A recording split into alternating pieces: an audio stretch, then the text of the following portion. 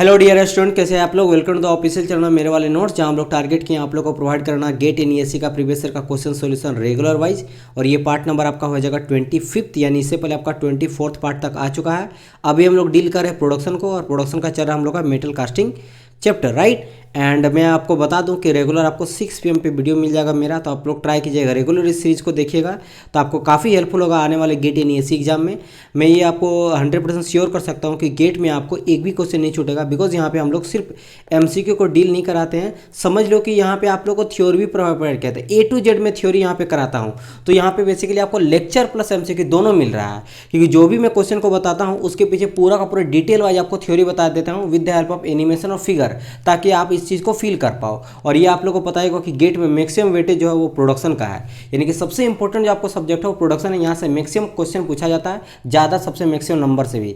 तो अगर आपको प्रोडक्शन प्रिपरेशन हो गया तो समझ लीजिए आपका 1/3 जो है वो गेट का प्रिपरेशन हो गया है। और इस सीरीज़ को देखने के बाद आपको खुद लगेगा, आप अगर 2-3 वीडियो भी देखेगा आपको समझ में आ जाएगा कि हम किस लेवल का किस तरीके से बताते हैं, बेसिक टू एडवांस लेवल में हर वो चीज़ को कवर करते हैं।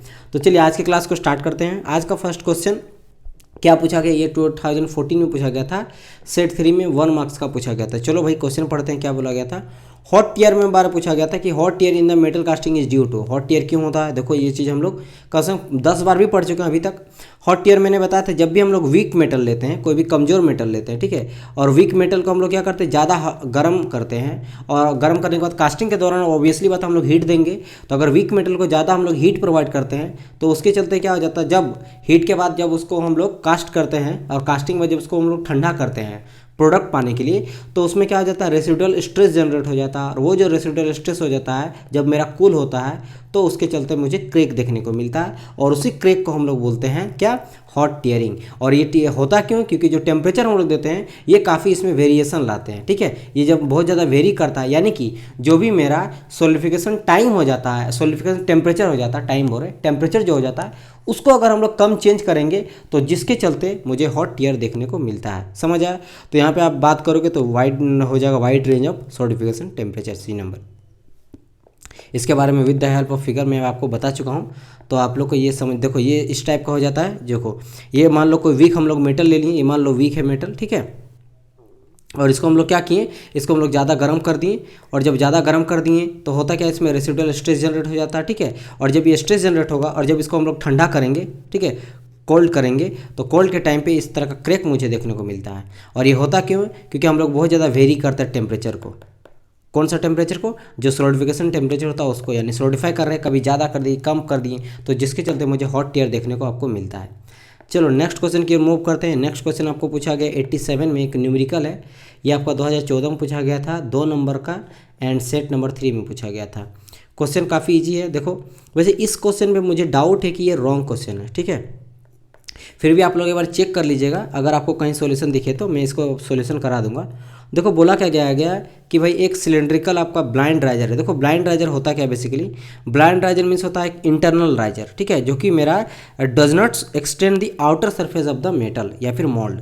यानी कि ऐसा ब्लाइंड राइजर मतलब समझ लो, राइजर जो होता है ना, वो एक मान लो ये मेरा है मोल्ड केविटी, मोल्ड केविटी में ऊपर लगाते हैं, लेकिन ये सरफेस तक दिख रहा है। अगर ये सरफेस तक दिख रहा है तो इसको ओपन राइजर कहा जाता है, ठीक है। एंड अगर ये इसके अंदर है, यानी मोल्ड के अंदर ही है, यानी कि हम इसको देख नहीं पा रहे, इंटरनल अगर राइजर है, तो उसको हम लोग बोलते हैं क्या, ब्लाइंड राइजर, मतलब उसको देख नहीं सकते हैं। समझ आए कि नहीं। तो आप लिख सकते हो कि blind riser is a type of riser in which an internal riser that does not extend to outer surface of the mould. तो ये समझ लेना कि ये अंदर में रहता है। चलो भाई आगे क्या बोला गया यहाँ पे कि एक ब्लाइंड राइजर है and with diameter D and height H, जिसका हाइट एंड डायमीटर, जैसे यहाँ पे बताया गया एक ब्लाइंड राइजर है एंड इसका हाइट दिया गया h और डायमीटर दिया गया d, इस place of the top of the mould cavity. ये देखो मोल्ड केविटी जस्ट टॉप में इसको रखा गया है, ठीक है। And of the close type sand mould as shown in figure, if the riser is constant volume, यानी कि इसका जो वॉल्यूम है अगर हम लोग कांस्टेंट लेते हैं तो the rate of solidification time of riser at the least when the riser when the ratio h/n is, यानी कि बोल रहा अगर हमको रेट ऑफ सॉलिडिफिकेशन टाइम को हम लोग लीस्ट करेंगे, कम करेंगे। देखो क्वेश्चन में आपको शॉर्टली में बताता हूँ बोल क्या रहा है। सिंपल सा बात कर रहा है कि एक हम लोग सिलेंड्रिकल टाइप का राइजर ले रहे हैं, उस राइजर जिसका हाइट हम लोग ले लिए हैं भाई h एंड डायमीटर ले लिए हम लोग क्या d, ये हम लोग लिए हैं। बात समझ में आई कि नहीं। क्या क्या क्या मैंने कहा, सिंपल सा कि एक राइजर लिए हैं, उस सिलेंड्रिकल टाइप का जिसका डायमीटर दिया गया है डी दिया गया और हाइट आपका एच दिया गया। अब इसको हमको अगर मोल्ड केविटी के जस्ट ऊपर में रखेंगे एंड सॉलिडिफिकेशन टाइम हम लोग कम से कम रखेंगे। सॉलिडिफिकेशन टाइम क्या हो जाता है, वैसा रेट ऑफ सॉलिडिफिकेशन, यानी कि रेट ऑफ सॉलिडिफिकेशन टाइम का बात करें, अगर कम से कम करेंगे, जल्दी अगर हमको सॉलिडिफाई करना है तो उसके लिए इसका डायमीटर और हाइट कितना लेंगे ये आपसे पूछा गया है। तो चलो क्वेश्चन में हम लोग देखते हैं। सबसे पहले हम लोग को निकालना पड़ेगा, देखो जब भी पर बात करेगा आपको लीस्ट सॉलिडिफिकेशन टाइम का, सॉलिडिफिकेशन टाइम यानी कि हमको कम से कम टाइम में हमको सॉलिडिफाई करना है, तो उस केस में बोल रहा है कि मुझे डायमीटर और हाइट क्या लेंगे राइजर का। तो जब भी बात करेगा ना लिस्ट, एक सेकंड यहाँ पे लिस्ट होगा 1 मिनट, इसको मैं फिर से मिटा रहा हूँ, ठीक है। क्या यहाँ लिखेंगे, लिस्ट सॉलिडिफिकेशन टाइम। तो जब भी बात करेगा कि भाई कम से कम टाइम लेना, तब आपको सिंपल याद रखना कि सरफेस एरिया भी मेरा मिनिमम होना चाहिए, क्योंकि जितना ज़्यादा मिनिमम, आप ही समझो ना, अगर मान लो इतना बड़े एरिया को करना है तो ये ज़्यादा टाइम लेगा, ऑब्वियसली बात है। मान लो ये टाइम लेगा अगर मेरा 50 मिनट एंड हम लोग ये एरिया वाइज है, मान लो इसको हमको छोटा एरिया में करना, इतना छोटा को कास्ट करना, तो ऑब्वियसली बात है यहाँ टाइम कम लगेगा।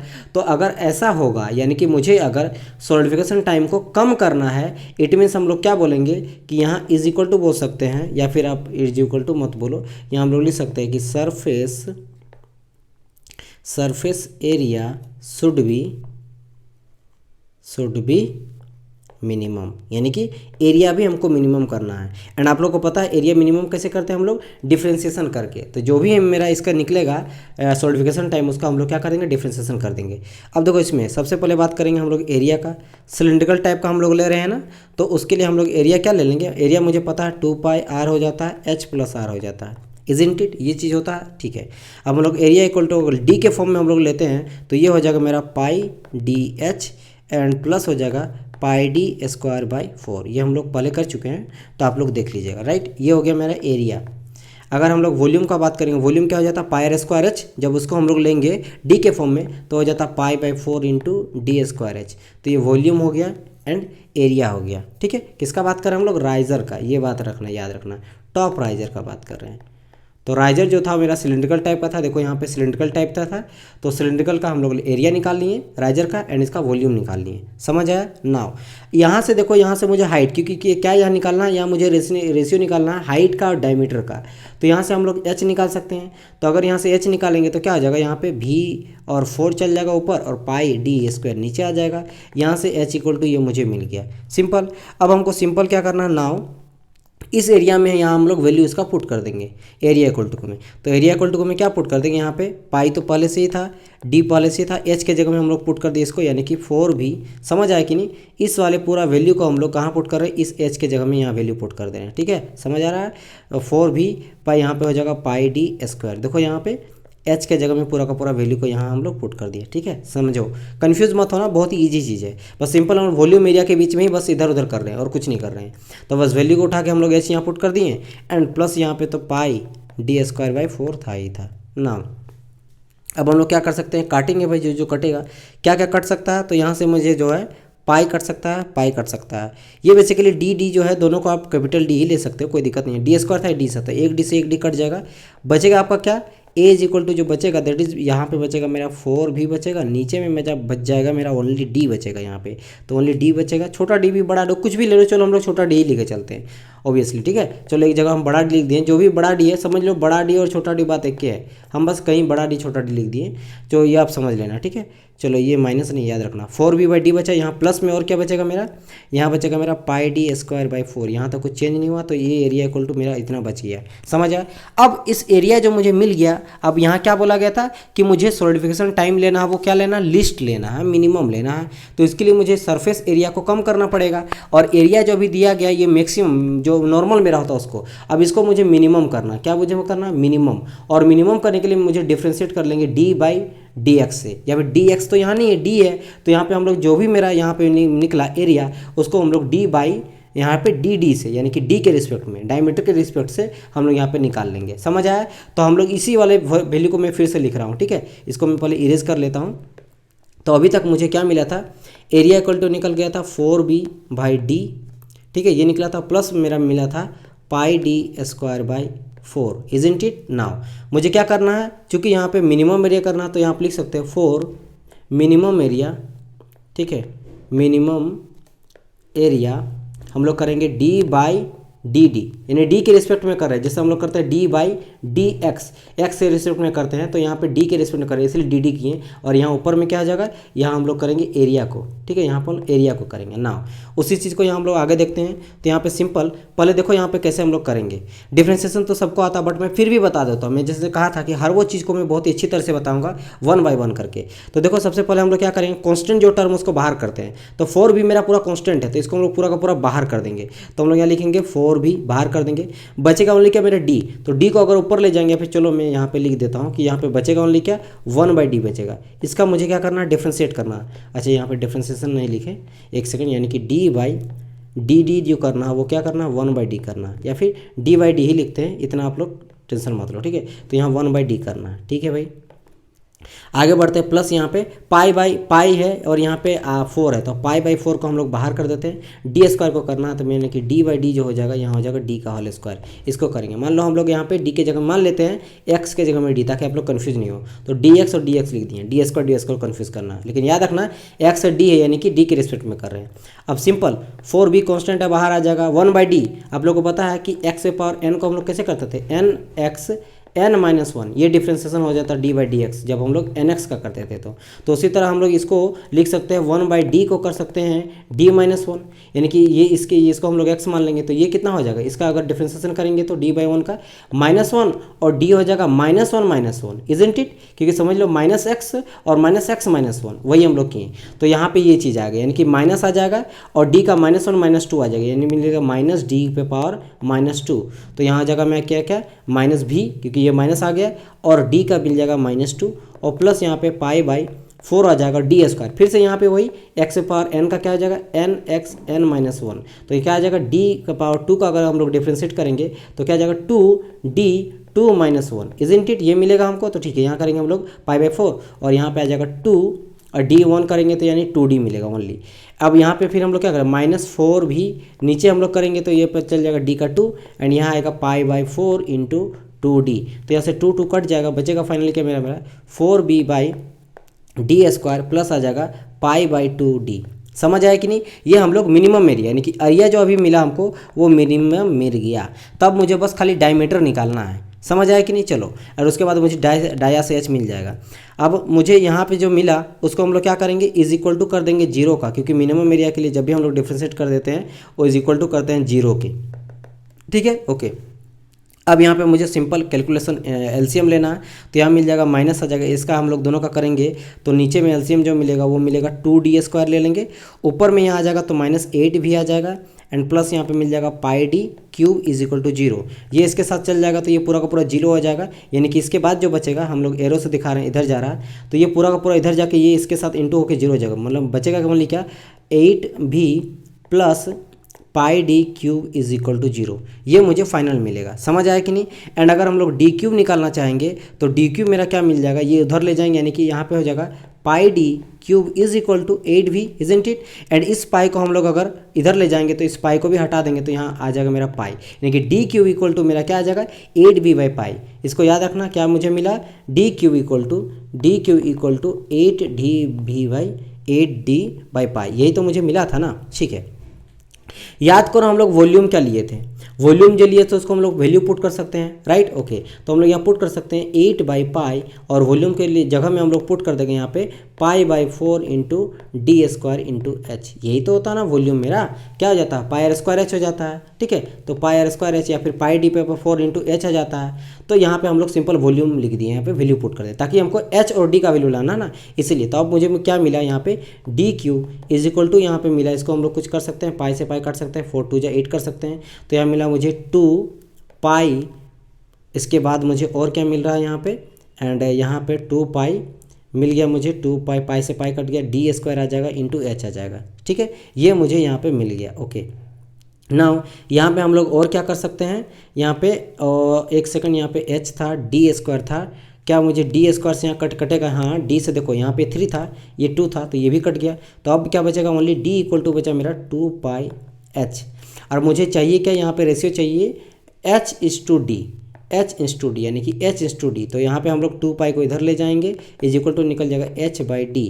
तो यहाँ पे 2:1 यानी कि ऊपर में क्या आया 2 आया, नीचे में क्या आया 1 आया, यानी कि H/1 रेशियो जो H/1 है ये क्या आएगा 2:1 आया। समझ आया कि नहीं? तो ये मुझे मिला कि 2:1 कहीं पे है, तो यहाँ पे आपको 2:1 बी नंबर देखने को मिलेगा।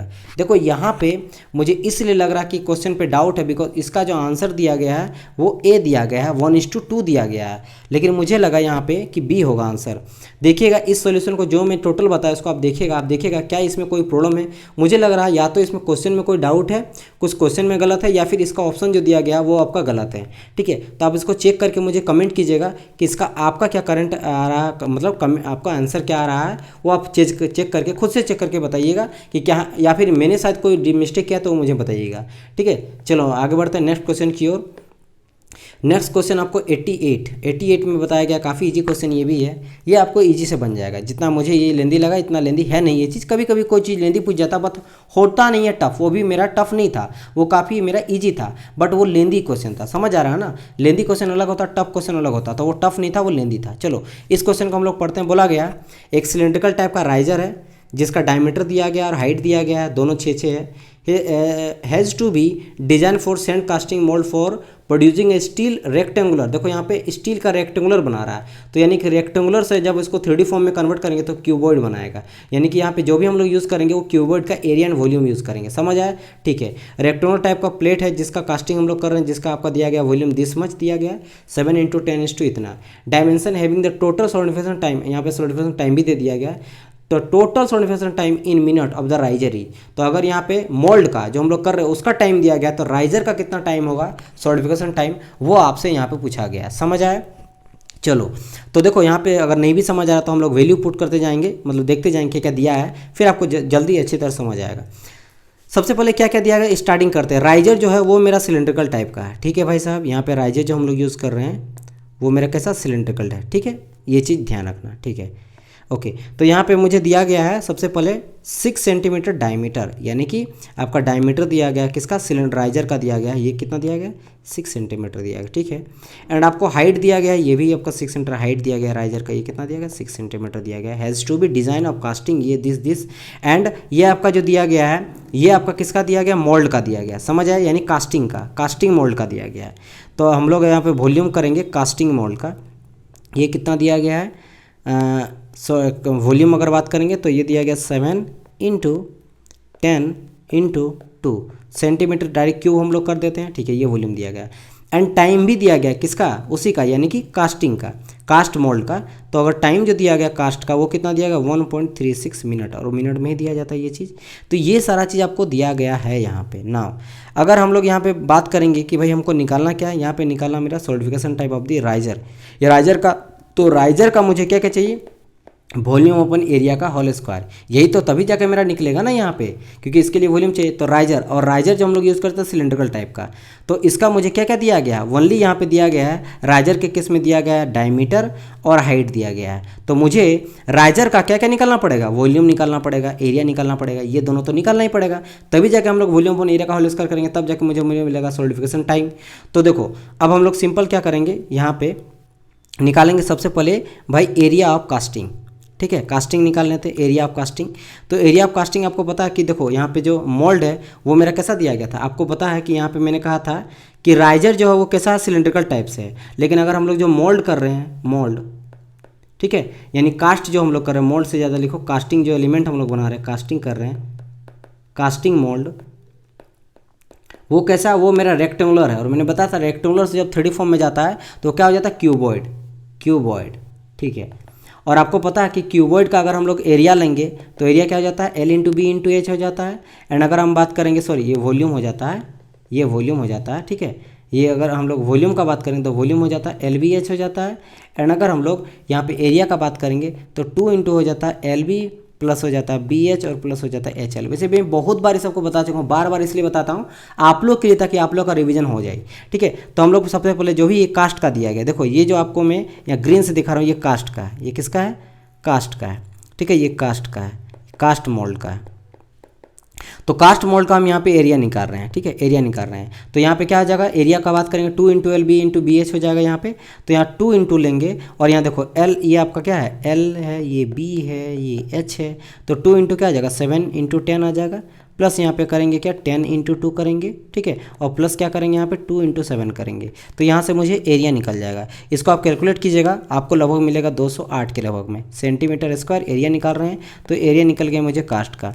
अब मुझे वॉल्यूम निकालना है, ठीक है।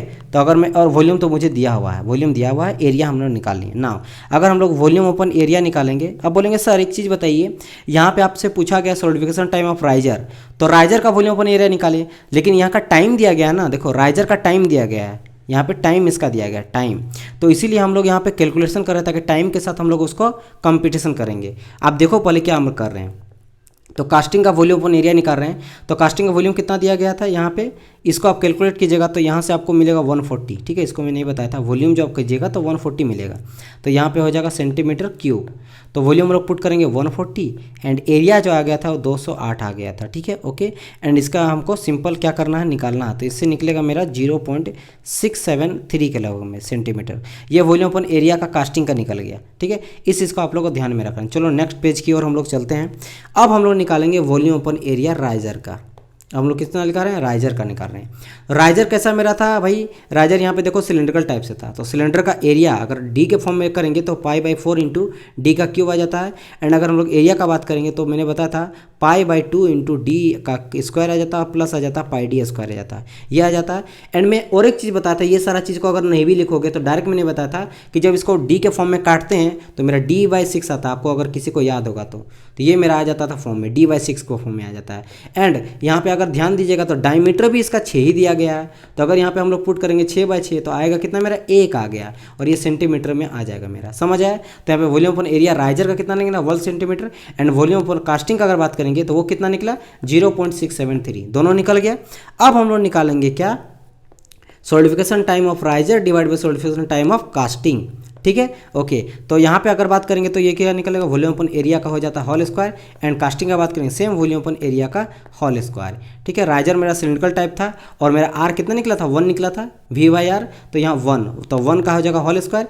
एंड अगर बात करेंगे कास्टिंग का तो ये कितना निकला था, ये निकला 0.673। तो यहाँ पुट करेंगे 0.673 का होल स्क्वायर। तो 1 का तो 1 ही रह जाएगा। इसको हम लोग करेंगे तो इसको आप डायरेक्ट आप लोग कर सकते हैं। अगर इसको आप लोग ध्यान से कीजिएगा तो यू विल गेट लगभग जो आपको मिलेगा वो मिल जाएगा। एक सेकंड मैं आपको बता देता हूँ कि यहाँ पे जो TR मिल जाएगा वो आपको मिल जाएगा 3 मिनट के लगभग में। फ्रॉम दी बॉटम 4, यहाँ पे 4 हो जाएगा 4 मिनट फॉर बॉटम राइजर, ठीक है। इसको आप क्लियर कीजिएगा, यहाँ से आपको 3 मिलेगा, ठीक है। तो ये आपको यहाँ से वैल्यू मिल जाएगा 3 के मिनट के लगभग में। तो यहाँ पे करेक्ट आंसर हो जाएगा आपका 3। ये अब गलत था का आंसर, तो इसका आंसर आपको 3 मिल जाएगा। 3 minute will be your correct answer, ठीक है। इस चीज़ का आप लोगों को ध्यान में रखना है, ठीक है। क्योंकि देखो यहाँ पे अगर एक चीज़ ध्यान रखना कि यहाँ पे TC दिया गया था। अच्छा ये चीज़ में वैल्यू शायद नहीं यहाँ पे पुट किया ना, तो इस चीज़ का ध्यान रखना कि यहाँ पे TC का वैल्यू दिया गया है। चलो इसको आप लोग देखो हमेशा याद रखना ना कि आप लोग को भी कुछ मेहनत करना है। हर चीज़ में बताऊंगा तो वो चीज़ आप लोग समझदारी नहीं होगा। यहाँ पे 3 मिनट कर सकते हो क्योंकि यहाँ पे टाइम इसके बाद पेज नेक्स्ट पेज नहीं था। तो यहाँ पे सिंपल क्या करना, देखो यहीं पे मैं बता देता हूँ। TR तो था ही और यहाँ पे TC दिया नहीं था। TC यहाँ पे दिया गया था 1.36, ठीक है। तो यहाँ पे TC का वैल्यू पुट कर देंगे 1.36। अब समझ आया। एंड इसके बाद यहाँ से निकला जो भी वैल्यू मेरा निकला 1/0.67 का होल स्क्वायर। तो TR इक्वल टू हम लोग क्या करेंगे, इसको इंटू कर देंगे, मतलब 1.36 डिवाइड बाय जाएगा 0.67 का होल स्क्वायर, ठीक है। इसको आप कैलकुलेट करना तो आपको 3 मिनट मिल जाएगा। यहाँ से आपको 3 मिनट मिल जाएगा TR का वैल्यू, यानी कि सॉलिडिफिकेशन टाइम ऑफ राइजर, और वही आपको पूछा गया था। तो यहाँ पे 3 मिनट हो जाएगा आंसर, ठीक है। एकदम इजी था, कुछ भी हम लोग नहीं किए। सबसे पहले सिंपल इसका एरिया निकाले, कास्टिंग का एरिया एंड वॉल्यूम निकाले, इसका भी एरिया वॉल्यूम निकाले और दोनों का हम लोग रेशियो से यहाँ से निकाल दिए। चलो मूव करते हैं नेक्स्ट क्वेश्चन की ओर। 89 से पूछा गया कि भाई इन फुल मोल्ड यानी cavity less casting process the pattern use. मैं आप लोग को शायद फुल मोल्ड के बारे में नहीं बताता, चलो मैं आपको बता देता हूँ। अभी तक हम लोग इसके बारे में नहीं पढ़े। तो ये आपका है फुल मोल्ड कास्टिंग, ठीक है। ध्यान से देखना इसके बारे में क्या क्या प्रोसेस है। देखो फोल्ड मोल्ड कास्टिंग क्या हो जाता है, ये बेसिकली मेरा हो जाता है, यहाँ पे मैं शॉर्ट टर्म पर ले लेता हूँ, ये मेरा होता है एक्सपेंडेबल पैटर्न हो जाता है। यहाँ पे जो यूज़ करते हैं वो मेरा क्या हो जाता है, एक्सपेंडेबल पैटर्न। और आपको पता है एक्सपेंडेबल पैटर्न हम लोग अभी जस्ट इससे पहले पढ़े थे कि वो वन टाइम यूज़ के लिए होता है और ये पॉलीस्टीरीन का बनाया रहता है, ठीक है, पॉलीस्टीरीन फोम का बनाता है, फोम का। अब फोम क्या आ जाता है, यहाँ पे जाओ तो फिगर देख रहे हो, ये मेरा फोम है, ये फॉर्म का यूज़ करते हैं। आप समझ रहे हो कि भाई फॉर्म का कैसे यूज़ करेंगे, तो देखो पहले समझो। यहाँ पे सबसे पहले फोल्ड मोल्ड कास्टिंग में हम लोग क्या क्या करते हैं, इस प्रोसेस में क्या करते हैं वो मैं शॉर्ट में आपको बताता हूँ। तो इसमें हम लोग क्या करते हैं, हम लोग यूज़ करते हैं फॉर्म का और सेंड का, दोनों का। तो बोथ करेंगे हम लोग, form and sand are used to produce या फिर टू क्रिएट दी मोल्ड। यानी कि हम लोग मोल्ड को बनाने के लिए यहाँ पे हम लोग सेंड का भी यूज़ करते हैं और फॉर्म का भी यूज़ करते हैं। प्रोसेस क्या है सर, वो मैं एक बार वन करके वन बाई बता देता हूँ। सबसे पहले हम लोग करते क्या है, mould is first made of form. Form का हम लोग मोल्ड बनाते हैं। तो मोल्ड जो बनाते हैं वो किसका बनाते हैं, फॉर्म का बनाते हैं, ठीक है, फॉर्म का बनाते हैं। जैसे कि सबसे पहले यहाँ पे स्टेप आप इसका देखो, ये जो बनाया गया ये फॉर्म का बनाया गया, ये वाला जो बनाया गया ना, दिस वन, ये समझ लो, ये जो आप बनाया गया स्ट्रक्चर ये फॉर्म का बनाया गया, इस तरह का। ये कहाँ पे मिलेगा आपको मैं बताता हूँ। सोफ़ा जो यूज़ करते हैं, सोफ़ा में आप देखते हो वो इसी का चला था। सीट वगैरह जो बनाया जाता है, कार का सीट वगैरह या सोफ़ा, बेड या फिर स्लीप वेल जो होता है वो जो होता है इसी का बनाया जाता है। इस तरह का हम लोग इस तरह स्ट्रक्चर पहले बना दिए। पहला स्टेप तो ये हो गया, समझ आए, इसका हम लोग बना दिए क्या, मोल्ड बना लिए, ठीक है, पहला हम लोग बनाए। सेकंड में क्या करेंगे, उसको हम लोग एक डिजायर शेप में ढालेंगे। इसको डिजायर शेप में यहीं पे देखो बता दिया गया, डिजायर शेप में ढाला गया। एंड उसके बाद क्या करेंगे, उसको coated with the resistance and sand bind के साथ, यानी कि ये जो है इसके ऊपर क्या करें हम लोग, सैंड वगैरह भरने लगेंगे इसके चारों तरफ। देखो यहाँ पे बताया गया सैंड चारों तरफ यहाँ पे भर देंगे, ठीक है। और यहाँ पे देखो एक्स्ट्रा हम लोग अटैचमेंट दे दिए हैं यहाँ से इस तरह करके, यहाँ पे देखो इसलिए दिया गया क्योंकि यहाँ पे मोल्टन मेटल बाद में डालने का मेरा काम आएगा। तो क्या किया हम लोग, पहला स्टेप में हम लोग किए फॉर्म का मोल्ड को बनाए। उसके बाद उसको हम लोग कट वगैरह किए, यानी कि उसको हम लोग कट किए ताकि वो डिजायर शेप एंड साइज में आ पाए, शेप एंड साइज में आ पाए, ठीक है। सेकंड हम लोग ये प्रोसेस किए, समझ आया कि नहीं, ओके। उसके करने के बाद हम लोग क्या किए, उसको हम लोग कोटेड किए सैंड के साथ, सैंड के साथ कोट कर दिए। मतलब यहाँ पे देखो, यहाँ पे सैंड डाला गया जा रहा है, चारों तरफ से सैंड हम लोग इसके ऊपर डाल दिए और डालने के बाद पूरी तरह से पैक हो गया। ये समझ लो चारों तरफ यहाँ पे सैंड है, चारों तरफ क्या है मेरा, सैंड है, ठीक है, सैंड है। और यहाँ पे ये क्या ओनली फॉर्म का है, ये फॉर्म का बना हुआ है, फॉर्म का बना हुआ। तो थोड़ा सा भी अगर हीट इसको देंगे ना तो ये क्या कर देगा, पूरा का पूरा ये खत्म हो जाएगा, उड़ जाएगा, वेपरेट कर जाएगा हीट के चलते। लेकिन ये सैंड का पूरी तरह से एकदम बाइंड करके वो चिपक गया है। और ये जो बाइंड है सैंड है, ये समझ लो ये पूरी तरह से जो है वो बाइंड एलिमेंट के साथ यहाँ पे हम लोग देते हैं ताकि वो एकदम चिपका रहे, समझ रहा है कि नहीं, वो उस टाइप का है। एंड इसके बाद हम लोग क्या करते हैं, जब ये पूरी तरह से रेडी हो जाता है इसके बाद हम लोग मोल्टन मेटल को पोर करना स्टार्ट करते हैं। तब देखो यहाँ पे मोल्टन मेटल से हम लोग धीरे धीरे डाल रहे हैं। और जैसे हम लोग मोल्टन मेटल को डालते हैं, मुझे पता है ये हम लोग टेम्परेचर ले जाता है लगभग हम लोग 2500 फ़ारेनहाइट तक टेम्परेचर ले जाते हैं, किसका, मोल्टन मेटल का। इतना हम लोग जैसे मोल्टन मेटल टेम्परेचर ले जाते हैं और ये ऑटोमेटिक जो फॉर्म है वो मेरा इवोपरेट करना स्टार्ट हो जाता है। और इवोपरेट करके वो क्या हो जाता है, मतलब इवोपरेट करते जाता है और यहाँ पे मोल्टन मेटल भरते जाता है। तो और लास्ट में क्या हो जाता है, ये चारों तरफ इसे मेरा मोल्टन मेटल भर के फॉर्म हो जाता है। और ये पूरा सर्कुलर है, आपको दिख नहीं रहा है, चारों तरफ से क्रॉस सेक्शन व्यू आपको दिखाया जा रहा है, बट ये बेसिकली चारों तरफ है। और उसके बाद भरने के बाद मुझे ये इस सबको हम लोग हटा देते हैं, हटाने के बाद मुझे इस तरह का जो है प्रोडक्ट फाइनली मिल जाता है। समझ आया कि नहीं, ये हो जाता है मेरा फोल्ड मोल्ड कास्टिंग। इसका यूज हम लोग कहाँ के लिए किसके लिए करते हैं, तो याद रखना ये हम लोग यूज़ करते हैं, जैसे एल्युमिनियम हो गया, ठीक है, स्टील के लिए यूज़ किया जाता है, स्टील का प्रोडक्ट बनाने के लिए, आयरन का प्रोडक्ट बनाने के लिए, कॉपर का प्रोडक्ट बनाने के लिए यूज़ करते हैं, और एलॉय मेटल जो होता है उसका भी प्रोडक्ट बनाने में इसका यूज़ करते हैं। समझ आए, अधिकतर इसका यूज़ करते हैं ऑटोमोबाइल कंपोनेंट, जैसे कि सिलेंडर हेड हो गया, ठीक है, ये चीज़ पूछा जाता है तो आप लोग याद रखना, सिलेंडर का जो हेड इससे बनाया जाता है, ठीक है। ब्रेक जो होता है, ब्रेक रोटर्स, वो इससे बनाया जाता है, तो ब्रेक रोटर्स इससे बनाया जाता है, सिलेंडर हेड बनाया जाता है। और अधिकतर ऑटोमोबाइल पार्ट्स में याद रखना, ये भी याद रखना क्या है, इस कहाँ यूज होता है, ऑटोमोटिव या फिर ऑटोमोबाइल पार्ट्स में बनाने में यूज़ करता है। और कैसा इसमें हम लोग यूज़ करते हैं, जो पैटर्न हो, पैटर्न कैसे बनाए, फॉर्म का बनाए। फॉर्म क्या है भाई, एक बार ही यूज़ करने के बाद तो जल जा रहा है, खत्म हो जा रहा है, यानी वो एक्सपेंडेबल, यानी कि वन टाइम के लिए यूज़ किया जाता है। यहाँ तो सिंपल आपसे ये पूछा गया था कि इसमें जो पैटर्न यूज़ करते हो किसका बना रहा था, तो भाई ये पॉलीस्टीरीन का बना रहा था, वो भी मेरा एक्सपेंडेबल टाइप का हो जाता है। तो ये होगा इसका ए नंबर आंसर। समझ गए होंगे। चलो चलते हैं 90 क्वेश्चन की ओर। 90 में क्या गया था, काफ़ी ईजी क्वेश्चन है। देखो 2015 में सेट 1 में 2 मार्क्स का पूछा, बहुत ईजी क्वेश्चन है, बहुत ईजी क्वेश्चन। आपको देख के लगेगा बट है बहुत ईजी। यहाँ का ऑप्शन डी नंबर दिख नहीं रहा, कोई बात नहीं, यहाँ पे डी नंबर में आप लिख लो 6/2 के लगा हुआ। ठीक है, चलो वैसे वो करेक्ट आंसर है नहीं, तो आप लोग उसके ध्यान मत दो। क्वेश्चन पढ़ो।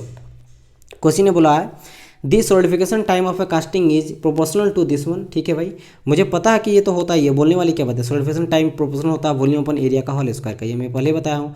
और जब ये प्रोपोर्शनल हटता है तो मुझे एक सॉलिडिफिकेशन फैक्टर मिलता है क्यू भी अपन एरिया का होल स्क्वायर। ठीक है, ये तो मुझे पता है। चलो ठीक है, आगे क्या स्टेटमेंट है कि वेयर भी is the volume of the casting, मुझे पता है V is the volume of casting, A is the total casting surface, ये भी मुझे पता है, area lodging it, to cube are same material and size cast using the casting sand. यहाँ पे इंपॉर्टेंट है कि हम लोग जो है टू क्यूब्स का बात कर रहा है, टू क्यूब्स जिसका है हम the same material and size, जिसका साइज भी सेम है, मटेरियल भी जो यूज़ करें वो भी सेम है, इसको हम लोग को कास्ट करना है। ठीक है, सैंड कास्टिंग प्रोसेस से। The top face of one of the cube is completely insulated, जो मेरा टॉप वाला फेस है, एक क्यूब का टॉप वाला फेस हम लोग कम्प्लीटेड इंसुलेटेड रखे हैं। तो आपको सिंपल बोला ratio of solidification time of the cube two the top face insulated by the other cube is. देखो सिंपल सा लॉजिक क्या है ना, ज़्यादा इस सब क्वेश्चन को बढ़ाया जाता है कन्फ्यूजन क्रिएट करने के लिए। आपको फोकस देना कि मुझे क्या चाहिए। सिंपल यहाँ पे क्यूब का बात किया गया, यहाँ पे लास्टली देखो यहाँ बोला ratio of the solidification time of cube of the one top face to the other face. मतलब आपको सिंपल सॉलिडिफिकेशन टाइप का आपको निकालना है, किसका किसका, एक टॉप का क्यूब का और आपका बॉटम क्यूब का, बस यही निकालना और कुछ नहीं निकालना है। मतलब सॉलिडिफिकेशन टाइम का हमको रेशियो चाहिए और क्यूब का क्या चाहिए, वॉल्यूम अपन एरिया निकालेंगे और दोनों के बीच हम लोग रेशियो ले लेंगे, बस खत्म हो गया, आंसर आ गया। चलो भाई हम लोग इस क्वेश्चन को आगे बढ़ते हैं। मुझे ये पता है कि सॉलिडिफिकेशन टाइम जो होता है इज इक्वल टू क्या हो जाता है, क्यूब वॉल्यूम अपन एरिया का होल स्क्वायर, जस्ट मैंने कहा। ठीक है, अब बात करते हैं यहाँ पे क्यूब जो है, क्यूब लिया गया है, दोनों सेम मटेरियल है। और क्यूब का अगर मैं वॉल्यूम का बात करूँ तो वॉल्यूम हो जाता है ए क्यूब एंड एरिया का बात करें तो हो जाता है 6a स्क्वायर, ये चीज़ ठीक है। एंड मुझे क्यूब के फॉर्म में सेम है मटेरियल, याद रखना यहाँ पे साइज जो है वो सेम है, साइज भी सेम है, यानी वॉल्यूम सेम होगा, यानी कि V1 इक्वल टू V2 हो जाता है। यानी कि जो क्यूब पहला और क्यूब दूसरा दोनों का मेरा वॉल्यूम सेम है, क्योंकि सेम साइज यहाँ पे पहले बोला गया। ठीक है, नाउ यहाँ पे बात करते हैं, आगे यहाँ पे आ जाते हैं। तो हम लोग यहाँ डायरेक्ट लेंगे T1/T2 सॉलिडिफिकेशन टाइम पहला क्यूब का सेकंड क्यूब का।